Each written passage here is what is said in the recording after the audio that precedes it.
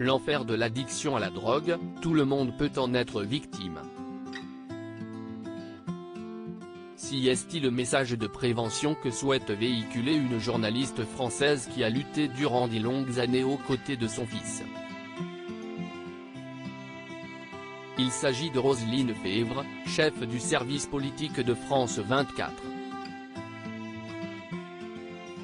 Auprès de nos confrères du magazine Téléstar, en kiosque lundi 27 juin 2022, elle se livre en parallèle de la diffusion de l'émission Mon enfant chéri sur LCP. Tout a commencé il y a bien longtemps, alors que Romain n'était âgé que de 15 ans. Il a été arrêté par la police alors qu'il se trouvait en possession de cannabis. Roselyne Febvre pense alors qu'il s'agit là d'un fait isolé, que si est occasionnel. Je surveille, mais en fait il fume tous les jours, regrette cette ancienne présentatrice de Soir 3 qui intervient dans les journaux et anime Mardi Politique et Face à Face. Les notes de Romain chutent et il finit par se reprendre face à la menace de tripler sa classe de seconde. Mais pour un temps, seulement. Quelques années plus tard, alors qu'il est âgé de 19 ans, Romain s'installe avec sa petite amie. Si est-il là qu'il rechute.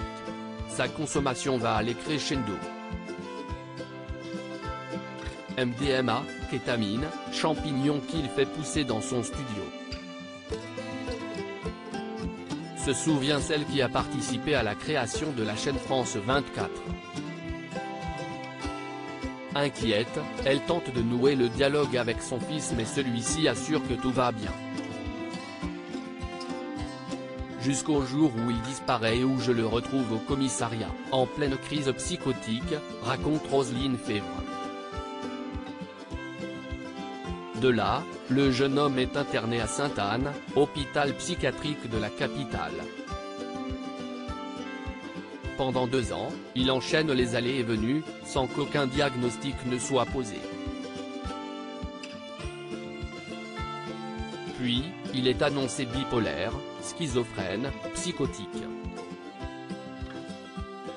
Je retrouve mon fils amaigri, zombifié, qui me regarde la tête penchée. Si est terrifiant, se souvient-elle. Aujourd'hui, Romain a 27 ans et se porte bien mieux. Il n'a rien consommé depuis 1 an et est sorti il y a 3 mois de son dernier centre de prise en charge. Il habite un petit studio à 400 mètres du mien.